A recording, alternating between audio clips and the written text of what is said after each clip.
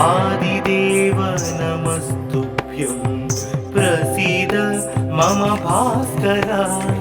दिवाकर नमस्तुभ्यं प्रभाकर नमोस्तुते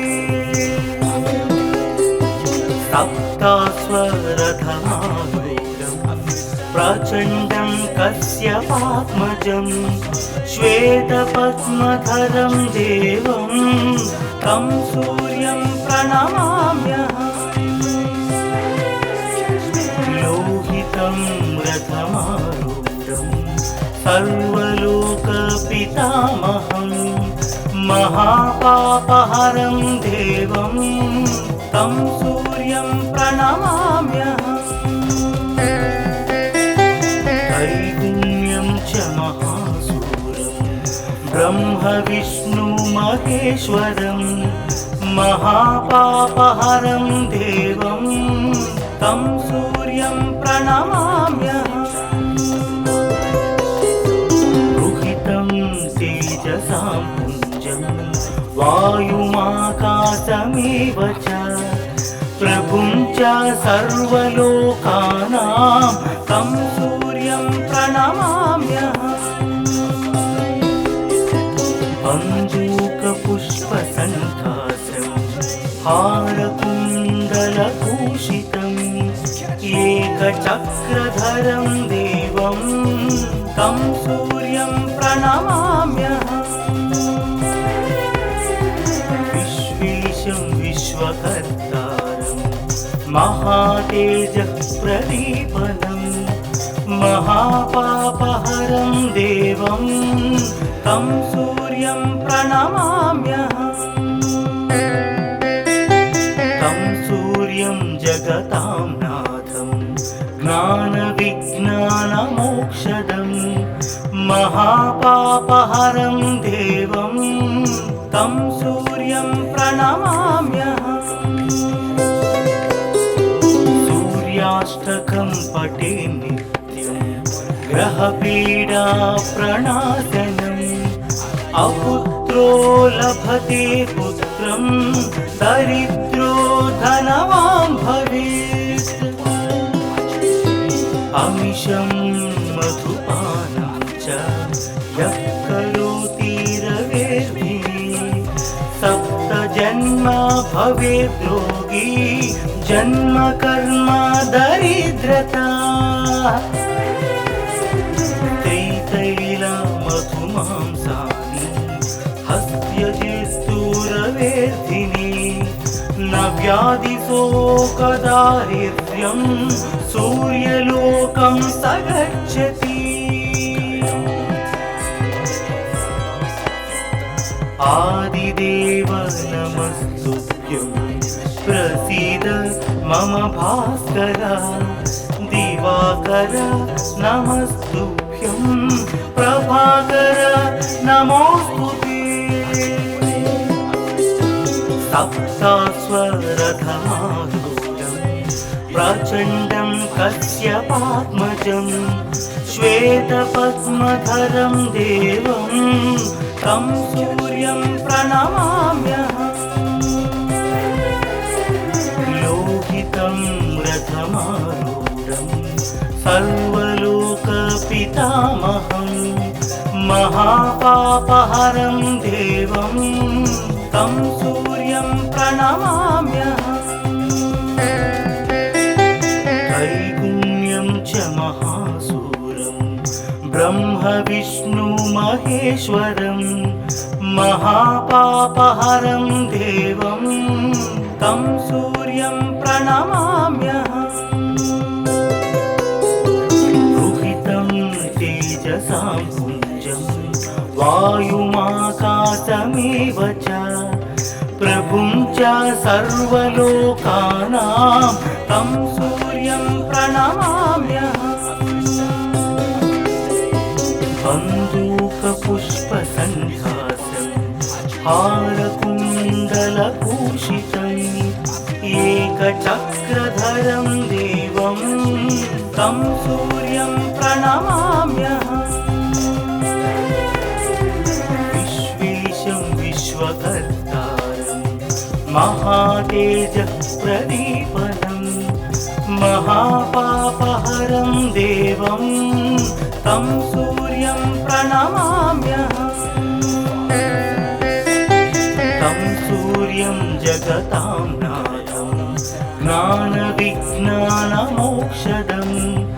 महापापहरं देवं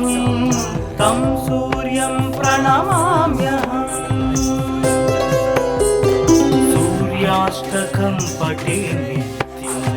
ग्रहपीडा प्रणाशनम् अपुत्रो लभते पुत्रं दरिद्रो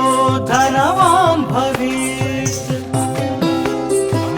अमिषं मधुपानं च यः करोति रवेर्धिनी सप्तजन्म भवेद् रोगी जन्म कर्म दरिद्रता त्रितैलमधुमांसानि हस्त्यजिष्टुरवेर्धिनी न व्याधिशोकदारिद्र्यं सूर्यलोकं स गच्छति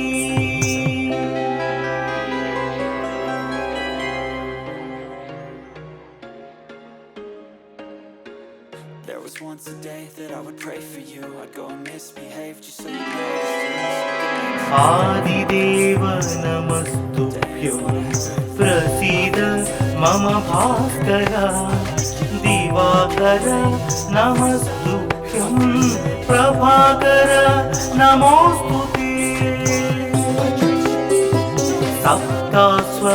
सप्तास्वरथमारूढं प्रचण्डं कश्यपात्मजं श्वेतपद्मधरं देवं तं सूर्यं प्रणमाम्यहम् लोहितं रथमारूढं सर्वलोकपितामहं महापापहरं देवं तं सूर्यं प्रणमाम्यहम् त्रैगुण्यं च महासूर्यं ब्रह्म विष्णु महेश्वरं महापापहरं देवं तं सूर्यं प्रणमाम्यहम् रुहितं तेजसां पुञ्जं वायुमाकाशमेव च प्रभुं च सर्वलोकानां तं सूर्यं प्रणमाम्यहम् बन्दूकपुष्पसङ्कासं हारकुण्डलभूषितम् एकचक्रधरं देवं तं सूर्यं प्रणमाम्यहम् विश्वेशं विश्वकर्तारं महातेजः प्रदीपनं महापापहरं देवं तं सूर्यं प्रणमाम्यहम् तं सूर्यं जगतां नाथं ज्ञानविज्ञानमोक्षदं महापापहरं देवं तं सूर्यं प्रणमाम्यहम् सूर्याष्टकं पठे नित्यं ग्रहपीडा प्रणाशनम् अपुत्रो लभते पुत्रं दरिद्रो धनवान् भवेत् अमिषं मधुपानं च यः करोति रवेर्धिनी सप्तजन्म भवेद् रोगी जन्म कर्म दरिद्रता त्रितैलमधुमांसानि हस्त्यजिष्टुरवेर्धिनी न व्याधिशोकदारिद्र्यं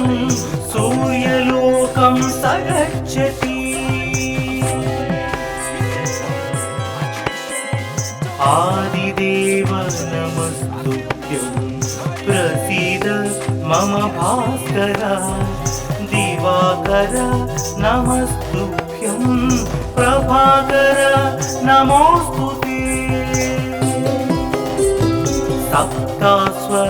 सप्तास्वरथमारूढं प्रचण्डं कश्यपात्मजं श्वेतपद्मधरं देवं तं सूर्यं प्रणमाम्यहम् लोहितं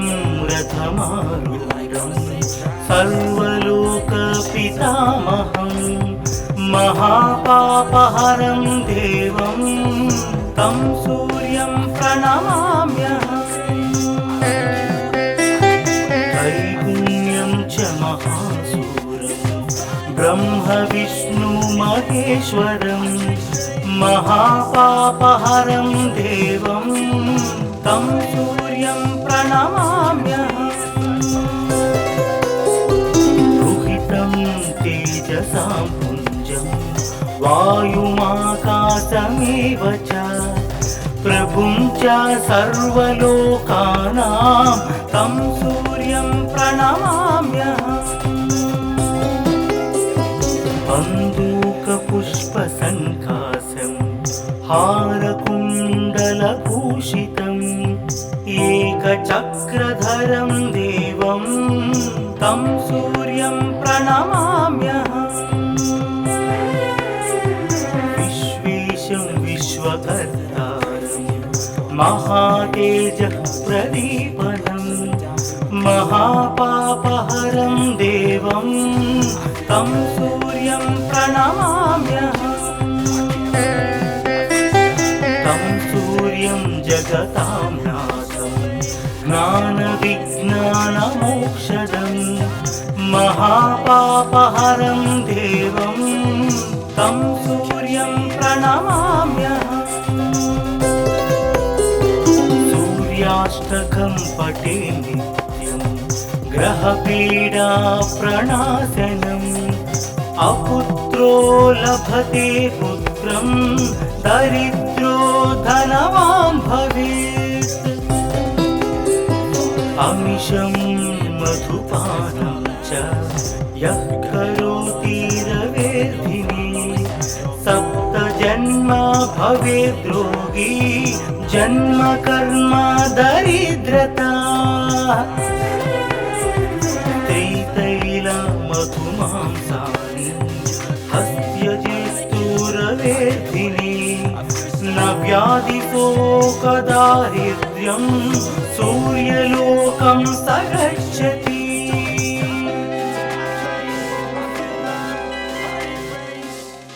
So catch me if I fall.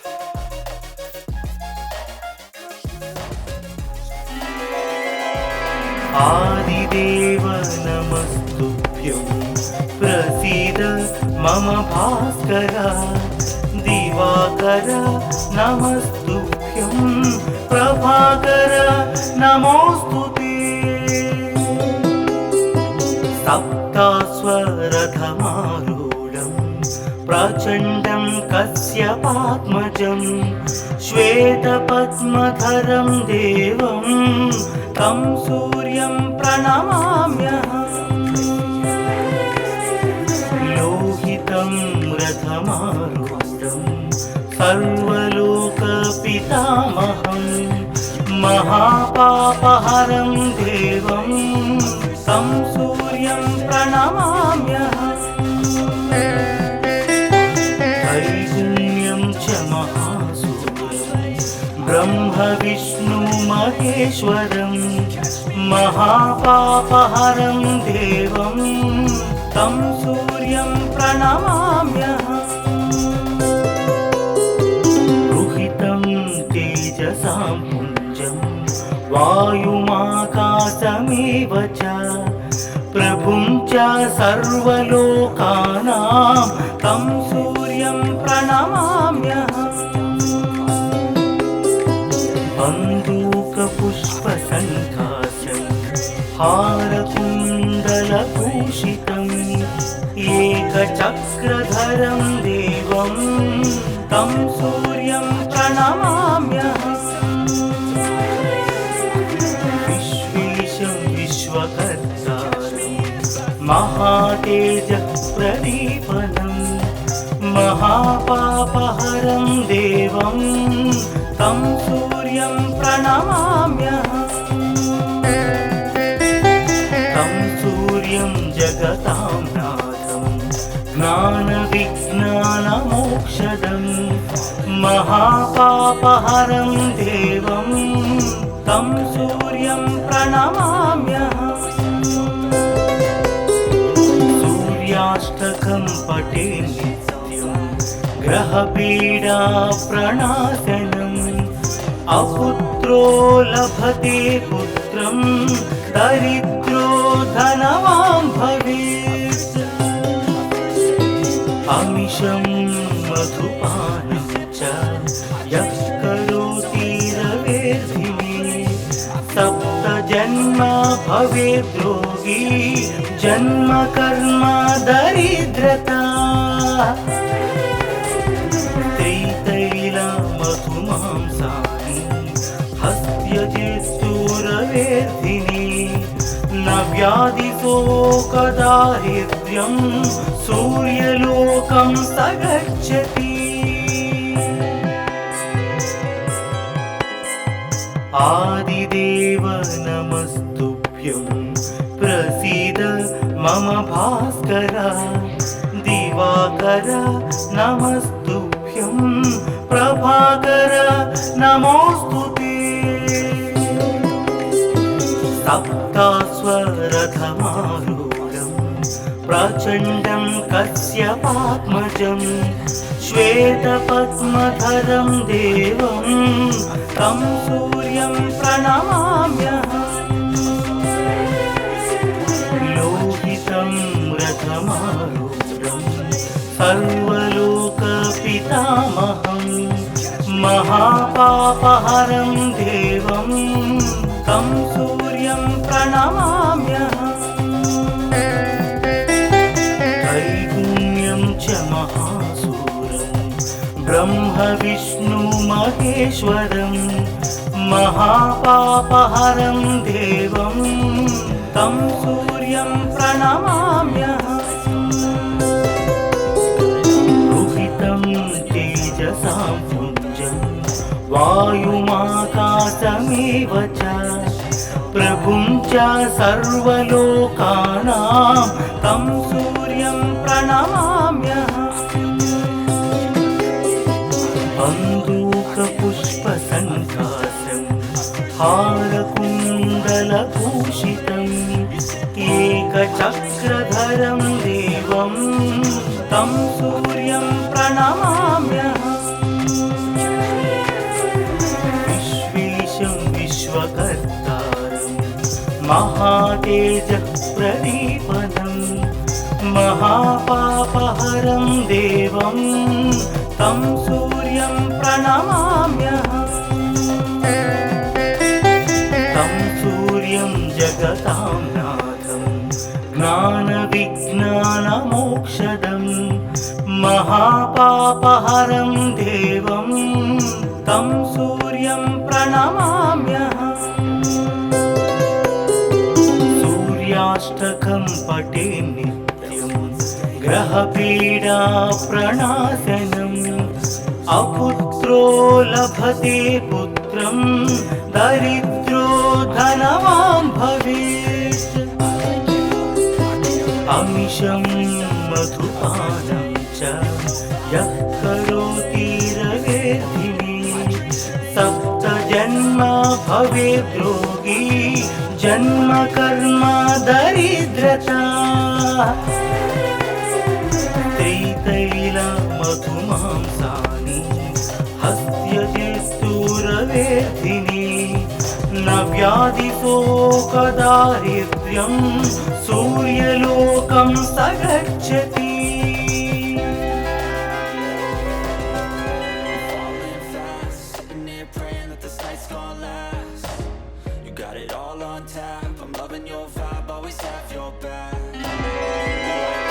आदिदेव नमस्तुभ्यं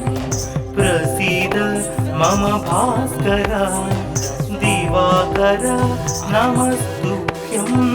प्रभाकर नमो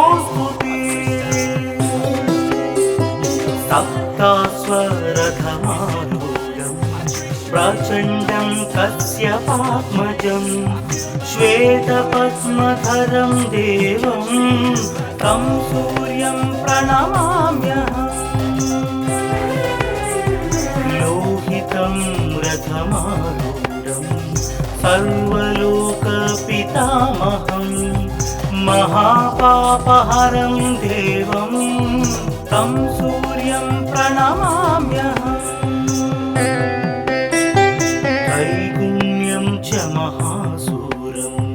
ब्रह्म विष्णु महेश्वरं महापापहरं देवं तं सूर्यं प्रणमाम्यहम् रुहितं तेजसां पुञ्जं वायुमाकाशमेव च प्रभुं च सर्वलोकानां तं सूर्यं प्रणमाम्यहम् बन्दूकपुष्पसङ्कासं हारकुण्डलभूषितम् एकचक्रधरं देवं तं सूर्यं प्रणमाम्यहम् विश्वेशं विश्वकर्तारं महातेजः प्रदीपनं महापापहरं देवं तं सूर्यं प्रणमाम्यहम् तं सूर्यं जगतां नाथं ज्ञानविज्ञानमोक्षदं महापापहरं देवं तं सूर्यं प्रणमाम्यहम् सूर्याष्टकं पठे नित्यं ग्रहपीडा प्रणाशनम् अपुत्रो लभते पुत्रं दरिद्रो धनवान् भवेत् अमिषं मधुपानं च यः करोति रवेर्धिने सप्तजन्म भवेद् रोगी जन्म कर्म दरिद्रता त्रितैलमधुमांसानि हस्त्यजित्तुरवेर्धिने न व्याधिशोकदारिद्र्यं सूर्यलोकं स गच्छति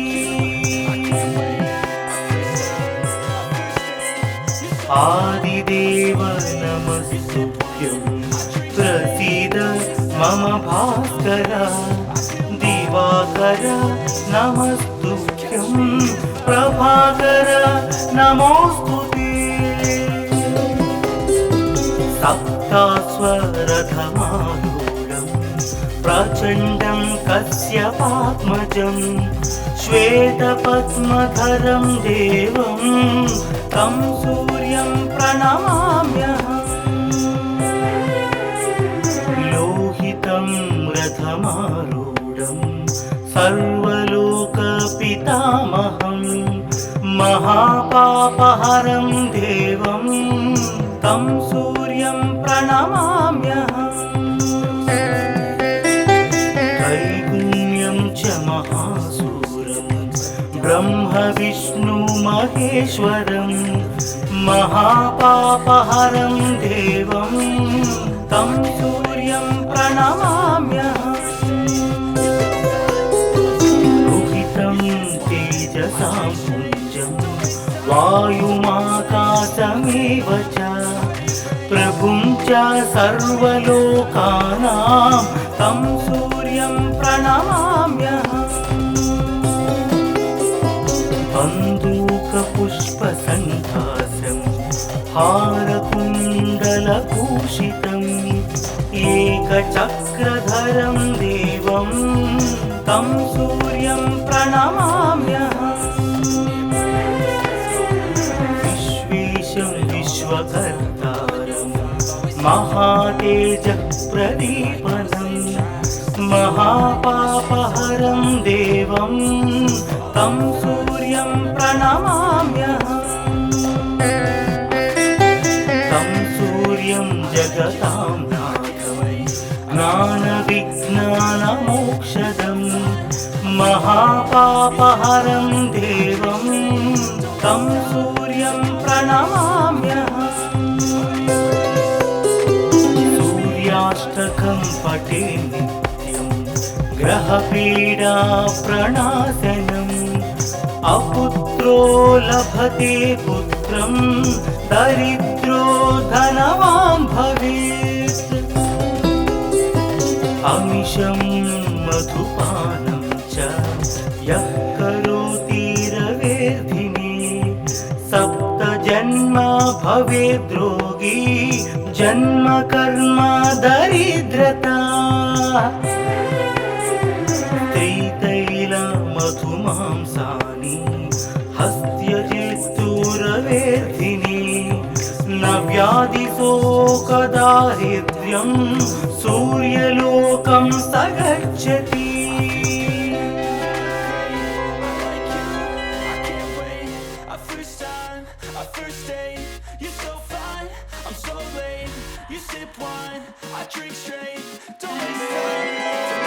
आदिदेव नमस्तुभ्यं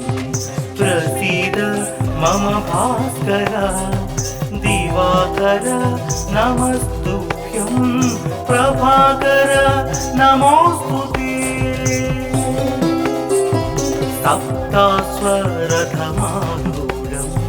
प्रचण्डं कश्यपात्मजं श्वेतपद्मधरं देवं तं सूर्यं प्रणमाम्यहम् लोहितं रथमारूढं सर्वलोकपितामहं महापापहरं देवं तं सूर्यं प्रणमाम्यहम् त्रैगुण्यं च महासूरं ब्रह्म विष्णु महेश्वरं महापापहरं देवं तं सूर्यं प्रणमाम्यहम् रुहितं तेजसां पुञ्जं वायुमाकाशमेव च प्रभुं च सर्वलोकानां तं सूर्यं प्रणमाम्यहम् बन्दूकपुष्पसङ्कासं हारकुण्डलभूषितम् एकचक्रधरं देवं तं सूर्यं प्रणमाम्यहम् विश्वेशं विश्वकर्तारं महातेजः प्रदीपनं महापापहरं देवं तं सूर्यं प्रणमाम्यहम् तं सूर्यं जगतां नाथं ज्ञानविज्ञानमोक्षदं महापापहरं देवं तं सूर्यं प्रणमाम्यहम् सूर्याष्टकं पठे नित्यं ग्रहपीडा प्रणाशनम् अपुत्रो लभते पुत्रं दरिद्रो धनवान् भवेत् अमिषं मधुपानं च यः करोति रवेर्धिने सप्तजन्म भवेद्रोगी जन्म कर्म दरिद्रता त्रितैलमधुमांसानि हस्त्यजित्तुरवेर्धिने न व्याधिशोकदारिद्र्यं सूर्यलोकं स गच्छति आदिदेव नमस्तुभ्यं प्रसीद मम भास्कर दिवाकर नमस्तुभ्यं प्रभाकर नमोस्तुते सप्तास्वरथमारूढं प्रचण्डं कश्यपात्मजं श्वेतपद्मधरं देवं तं सूर्यं प्रणमाम्यहम्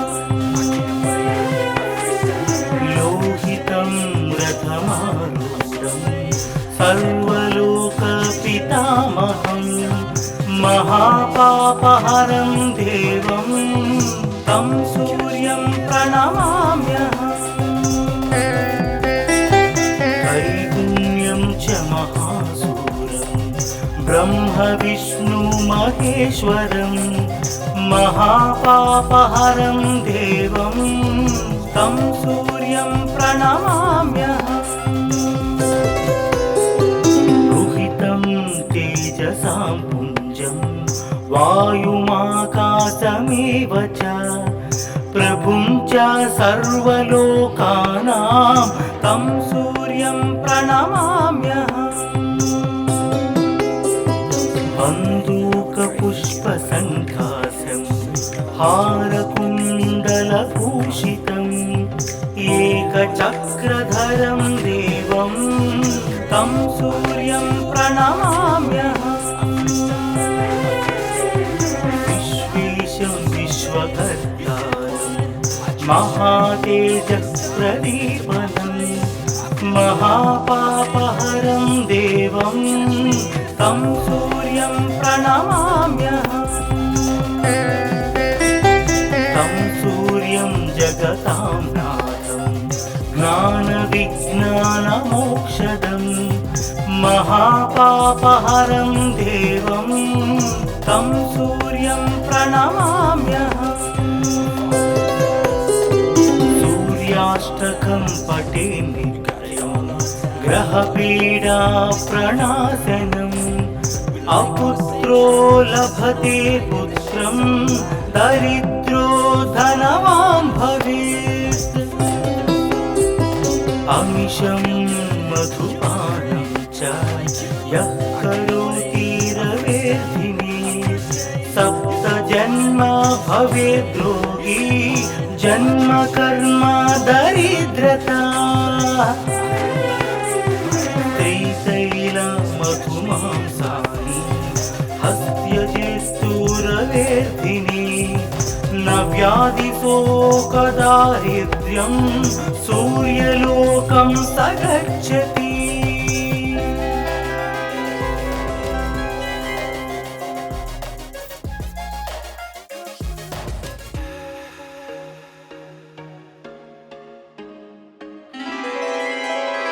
आदिदेव नमस्तुभ्यं प्रसीद मम भास्कर दिवाकर नमस्तुभ्यं प्रभाकर नमोस्तुते सप्तास्वरथमारूढं प्रचण्डं कश्यपात्मजं श्वेतपद्मधरं देवं तं सूर्यं प्रणमाम्यहम् लोहितं रथमारूढं सर्वलोकपितामहं महापापहरं देवं तं सूर्यं प्रणमाम्यहम् त्रैगुण्यं च महासूरं ब्रह्म विष्णु महेश्वरं महापापहरं देवं तं सूर्यं प्रणमाम्यहम् रुहितं तेजसां पुञ्जं वायुमाकाशमेव च प्रभुं च सर्वलोकानां तं सूर्यं प्रणमाम्यहम् बन्दूकपुष्पसङ्काशं हारकुण्डलभूषितम् एकचक्रधरं देवं तं सूर्यं प्रणमाम्यहम् विश्वेशं विश्वकर्तारं महातेजप्रदीपनं महापापहरं देवं तं सूर्यं प्रणमाम्यहम् तं सूर्यं जगतां नाथं ज्ञानविज्ञानमोक्षदं महापापहरं देवं तं सूर्यं प्रणमाम्यहम् सूर्याष्टकं पठे नित्यं ग्रहपीडा प्रणाशनम् अपुत्रो लभते पुत्रं दरिद्रो धनवान् भवेत् अमिषं मधुपानं च यः करोति रवेर्धिनी सप्तजन्म भवेत् योगी जन्म कर्म दरिद्रता मधुमांसानि हस्त्यजेस्तुरवेर्धिनी न व्याधिशोकदारिद्र्यं सूर्यलोकं स गच्छति आदिदेव नमस्तुभ्यं प्रसीद मम भास्कर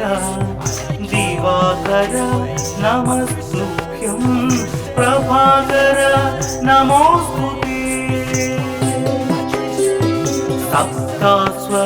सप्तास्वरथमारूढं प्रचण्डं कश्यपात्मजं श्वेतपद्मधरं देवं तं सूर्यं प्रणमाम्यहम् लोहितं रथमारूढं सर्वलोकपितामहं महापापहरं देवं तं सूर्यं प्रणमाम्यहम् त्रैगुण्यं च महासूरं ब्रह्म विष्णु महेश्वरं महापापहरं देवं तं सूर्यं प्रणमाम्यहम् तेजसां पुञ्जं वायुमाकाशमेव च प्रभुं च सर्वलोकानां तं सूर्यं प्रणमाम्यहम् बन्दूकपुष्पसङ्कासं हारकुण्डलभूषितम् एकचक्रधरं देवं तं सूर्यं प्रणमाम्यहम् विश्वेशं विश्वकर्तारं महातेजः प्रदीपनं महापापहरं देवं तं सूर्यं प्रणमाम्यहम् तं सूर्यं जगतां नाथं ज्ञानविज्ञानमोक्षदं